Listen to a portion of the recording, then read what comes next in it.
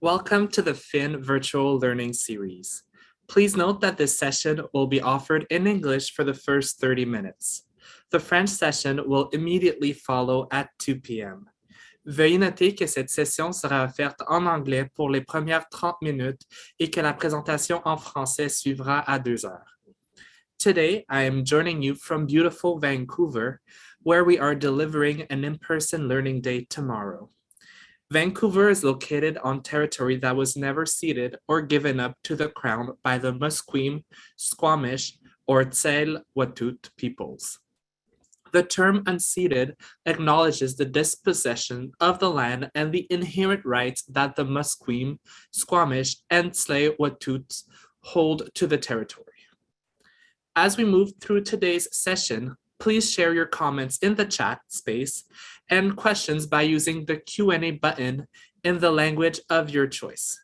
You can vote for the questions you like by clicking on the thumbs up button. Please note that there will be no Q&A portion to this session. However, we will take your questions, find the answers, and share them as resources on our Fin GC Wiki page. They may even be asked by the moderator today, so please send them into the Q&A function. As someone who has been in the public service for around 5 years, I can easily remember a time when, early in my career, I would be hearing terms such as ATIP, Section 34, or labor relations thrown around in meetings, and an immediate feeling of confusion would ensue.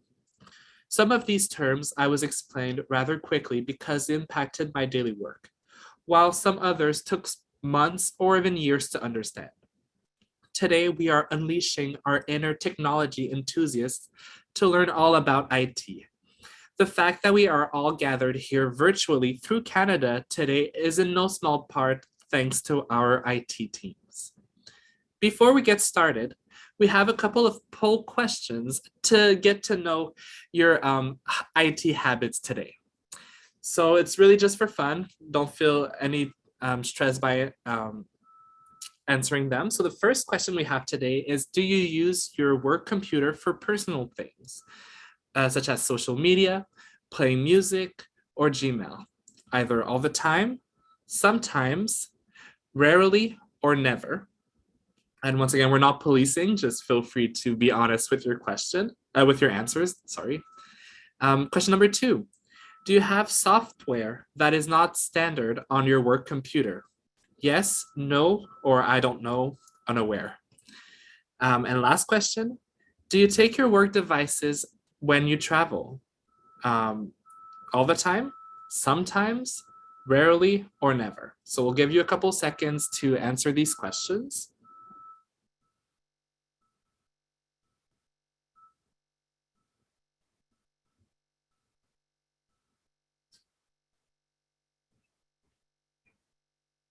Perfect, I'm seeing some answers come in. Awesome, so we have some results. For the first question, so do you use your work computer for personal things, such as social media, playing music, and Gmail?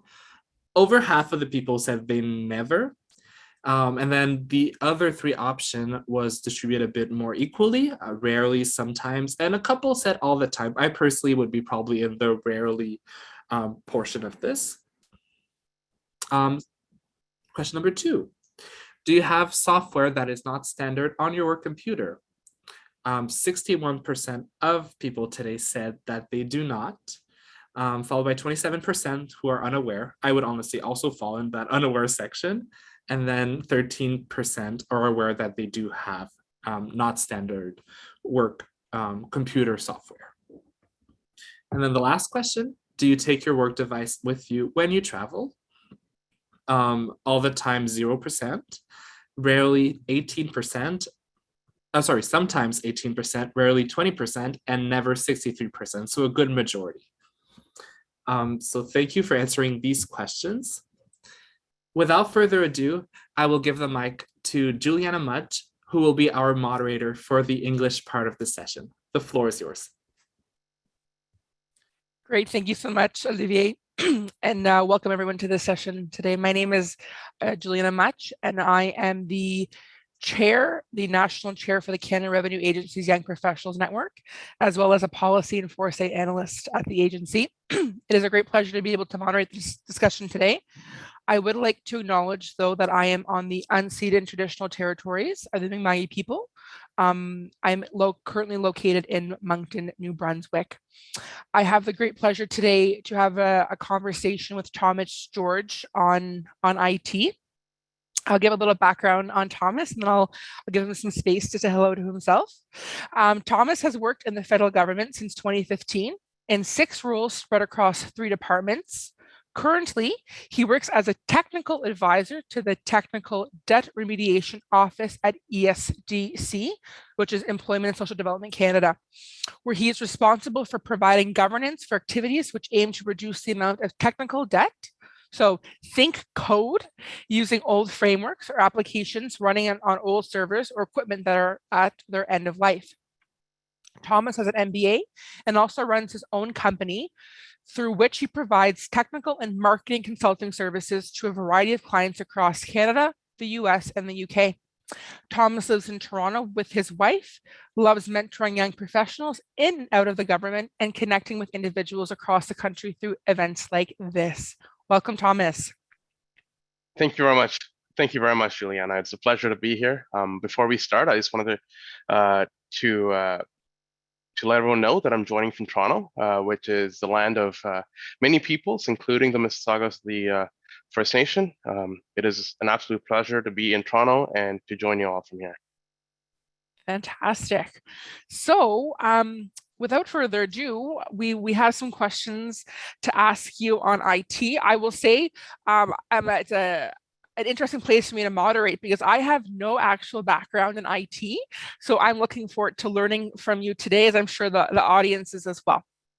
So to kick it off, the first question I have for you is, we're all in various departments and whatnot, and IT can vary from place to place. So the question here is, what are you able to access in certain departments? So another way of asking that is, what can I and can I not do with work devices or on the work network? Absolutely. It's a very common question, and there are various resources that us, especially in IT, that we want access to or need access to, but different departments have different policies, and that varies throughout government. A good resource is a website put up by someone I know, Sean Boots. The website URL is just blocked in my department.ca. I believe Haley just put that in chat. So check that out for a good listing of the kinds of websites and tools that your department may have access to, or that is blocked in your department for one reason or the other. No, that's a great resource, and I checked it out too, and it's very interesting to know what you cannot use. Thank you for that. So another question regarding what you can and cannot use in devices. Why can we not use our own personal device with government jobs? That's an interesting question too. It's something that coming from the startup world, something that I was curious about when I first started. But I think there are various reasons why you cannot use your own device in an enterprise setting like the Government of Canada. First of all, our IT teams need the ability to be able to troubleshoot different issues that pop up from time to time on your devices. So that is greatly helped by having a common set of devices that they're familiar with, that they've vetted already, and that they know exactly what has been installed on the computer. It really helps with the troubleshooting. They also need to be sure that when you request special software, that software is compatible with your device. And knowing that you have a device issued by your department is key in ensuring that compatibility. IT also needs to ensure that there is no malicious software that's installed. If everyone were to bring their own personal computers, there is no certainty that IT can have that someone hasn't installed something malicious, something that might threaten the government network, intentionally or unintentionally, and that needs to be paramount. In doing so, They also want to be able to ensure that your access to the network is restricted to sites and resources that they deem safe. They want to make sure that you don't access sites that either bog down the network, such as video streaming, YouTube, for example. If everyone's on YouTube, that's a significant resource constraint. They want to make sure that altogether that the security of the network that we have within the government of Canada is secure.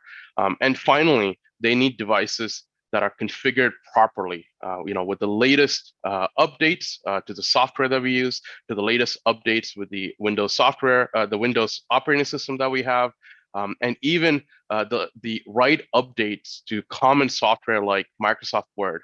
Yes, you might have Microsoft Word at home. It's probably a different version of Microsoft Word than what we use in the government. And we want to make sure that IT can make those updates and configuration changes easily. No, thank you for the answer to that question. I remember when I was a new public servant too, here's a brand new laptop just for you for work stuff. I was like, what? Like, and I didn't realize that everything that was behind that and the purpose of it. So that's good. So actually moving on, talking about actual devices, laptops and whatnot. For example, when we have IT issues with our systems, we're always told contact IT and file a ticket. Why do we need to file a ticket? Oh, yeah. Sorry, actually, what can I do with my work devices? So I want to go back to that actually. I did realize there were a few more points on there that you might want to have said. Yeah, absolutely. So first of all, with your work devices, you want to make sure that you read your department's acceptable use policy. It'll have some variation of what your department defines acceptable use, what's considered personal use, and how much of it is considered acceptable within your department's network. And you want to especially take note of what's not acceptable on your network. Some departments may allow some access to social media like Twitter or Reddit or Facebook. Some other departments may not allow access. Same thing with music or video streaming. Those are all key kinds of categories of resources that have different policies applied to the different departments based on how relevant it is to the work that the department does. You also want to make sure that you pay attention to what you do on your work devices, whether that's the computer that's issued to you or if you have a work phone. All of those devices are the property of the government of Canada, so they can be audited, they can be searched, they can be subject to ATIP. That means that anything you browse, even if it's allowed on your network, can be subject to an examination or audit. So if you spend, even if Twitter is allowed on your network and is considered within a fair use policy, you want to make sure that the things that you search on Twitter, that you use Twitter for, are still appropriate for your work environment in case it does get audited, in case they do some tracking throughout. And you certainly do not want to install any software on your work computer without consulting IT. And preferably, you'll be able to put a request into IT to justify why you need software, and IT can install that for you. And finally, just because you can use it doesn't mean that you should use your work computer for personal reasons. You can have your own personal device, especially working from home. Things are within reach. You should certainly adjust your expectations of what you can use your work devices for. Great. Thanks for adding on onto that first question there. And it brings us back to the next question then, in terms of, you said, if you need new software on your device to contact IT and file a ticket, if there's an issue and whatnot, what's the importance of filing tickets? Yeah, you can imagine that with thousands of employees, tens of thousands of employees in some departments, it becomes crucial to organize the issues that come into IT. IT needs to be able to prioritize different tickets based on the urgency that that individual or team may have in having that item resolved. IT might notice that there is a big trend where there's multiple groups of people that are affected by a single type of problem. And so they might want to prioritize that so that they can resolve the issue for many groups of people at the same time. And overall, it really helps track employee requests and track all the employee requests so that there's a history of who's worked on it, how long it's taken to resolve it, and which team is working on it. And that's important because then we can identify where there are bottlenecks. We can identify if a certain kind of issue pops up, every week or every 3 weeks or something of that sort, so that we can really address the root cause of the issue rather than just resolving that problem for one or two individuals. Even on a personal anecdote, yesterday I got locked out of my system completely, and IT was a great resource with being able to file tickets and have someone call me. They already knew what was going on. I didn't have to repeat myself, so that was very useful as well. So I'm going to move on, Thomas. There is a question from the audience here.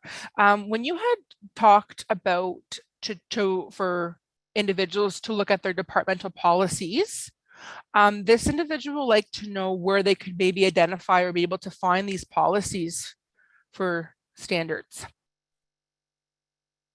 So overall, if you look for the Treasury Board Secretariat, TBS, you can just Google TBS Acceptable Network and Device Use Policy, and you can find a policy that's sort of overarching across most government departments here. However, specifically to your department or to your agency, you want to take a look at the intranet that you have and just type in acceptable use policy or fair usage policy or network and device use policy, some variation of that term, and you'll find the specific policy that applies to you and to your department. Yeah, that's great. I didn't know about the TBS, about being able to go on there, which is great. So hopefully that answered that audience member's question. Please feel free to ask more questions, everyone, in the Q&A area here in the more section. Happy to answer the audience questions as well. So to kind of move on to a different topic within the realm of IT, which is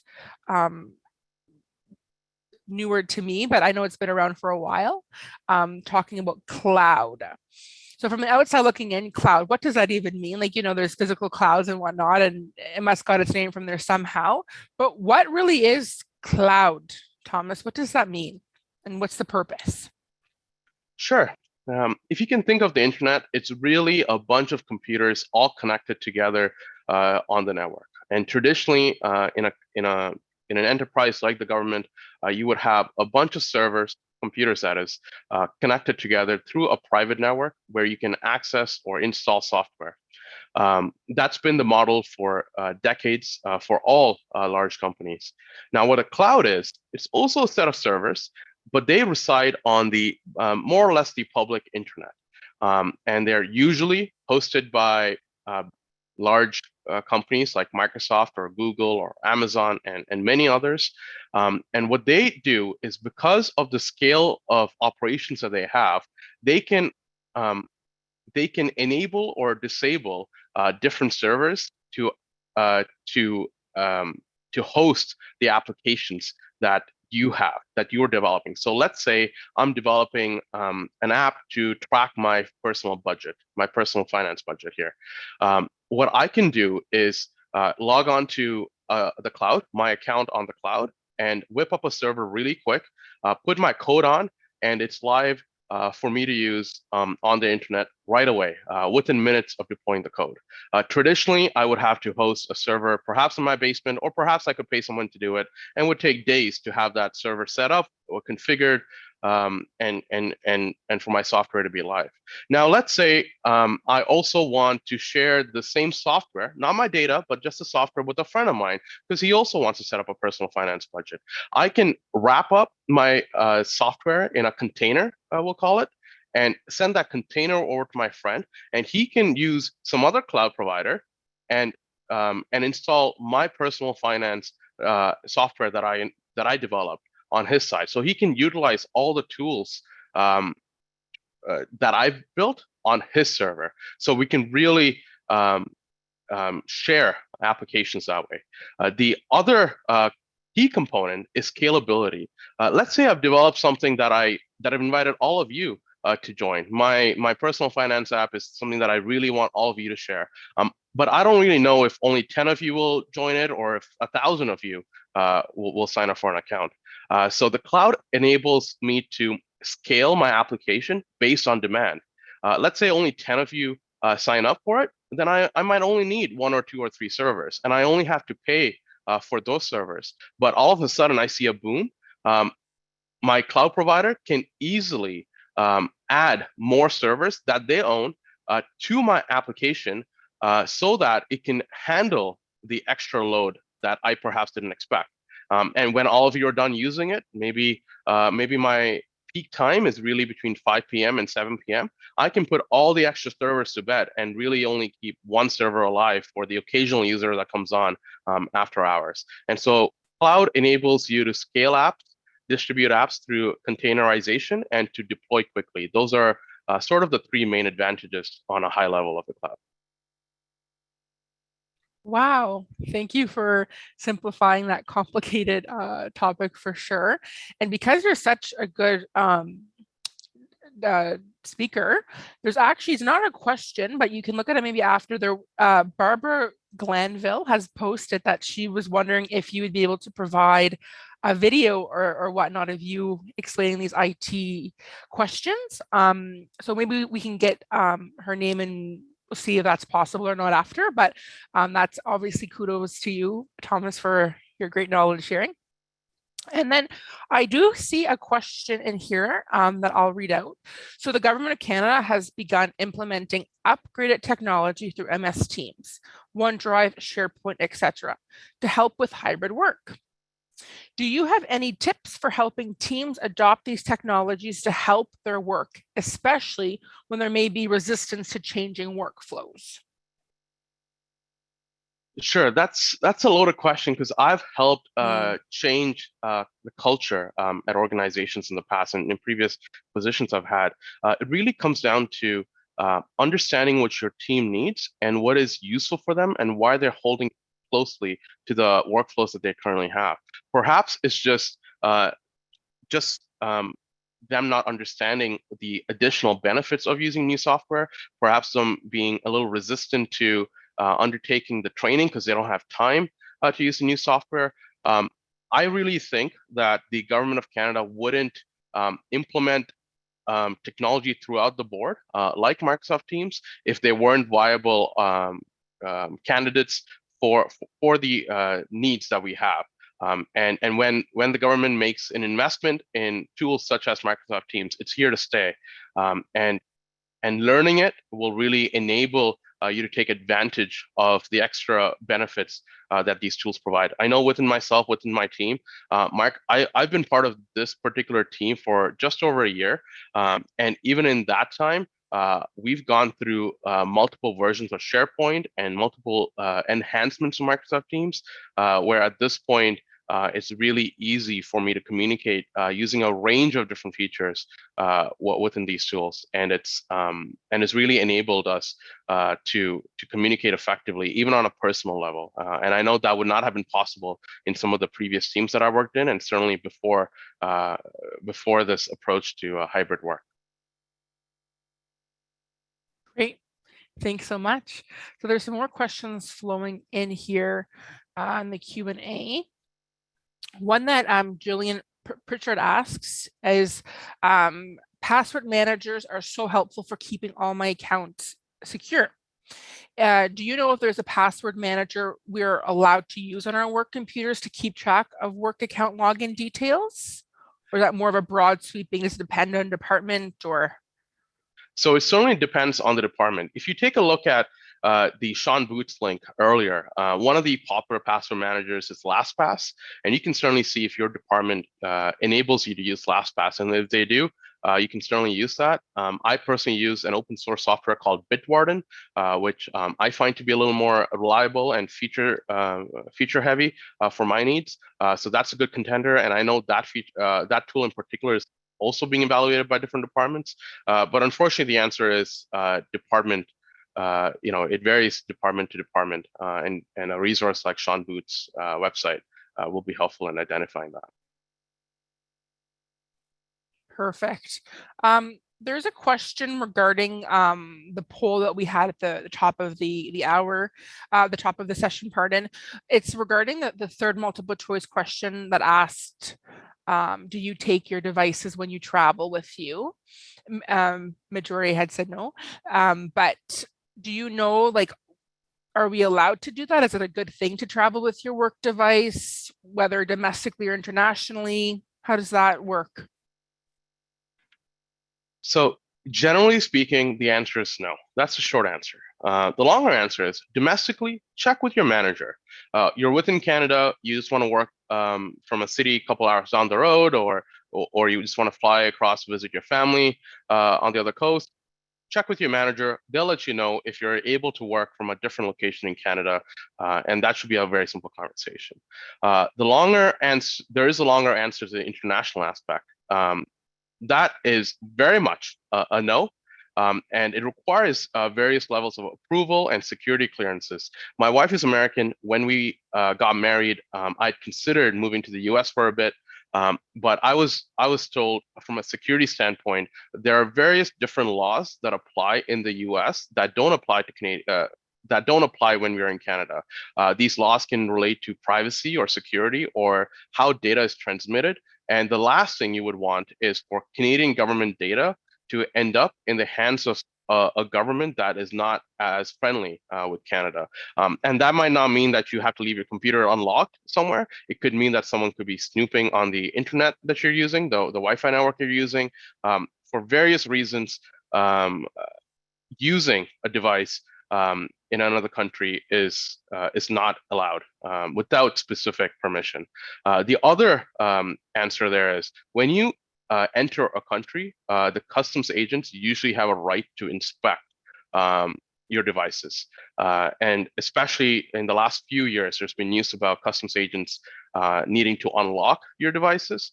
And you can only imagine if you unlock a government device or a customs agent, what level of access you're providing them to the data that you're working on, as well as the network that you're working within. So the answer is a resounding no. But if there is a compelling reason to work abroad, certainly check with the security officials, the IT security officials in your department before you undertake that. Thank you. I can't believe our time's already done, but you're such a wealth of knowledge, Thomas. I really appreciate you coming to enlighten all of us today on IT information. And I know I learned a lot, and I will definitely look at this recording in the future when I need it. So if you want to know more about any of these topics discussed in this GC101 series, in particular the IT, for example, you can check out Finn's wiki resource page to get links to the policies and future learning opportunities. So again, thank you so much, Thomas. It's been a pleasure talking with you today and learning from you. I'm now going to pass it over to Olivier. Thank you, Juliana. Thank you, Thomas. And thank you all for joining us today. As a reminder, the session will be repeated in French at 2 p.m. Comme rappel, la session en français débutera sous peu.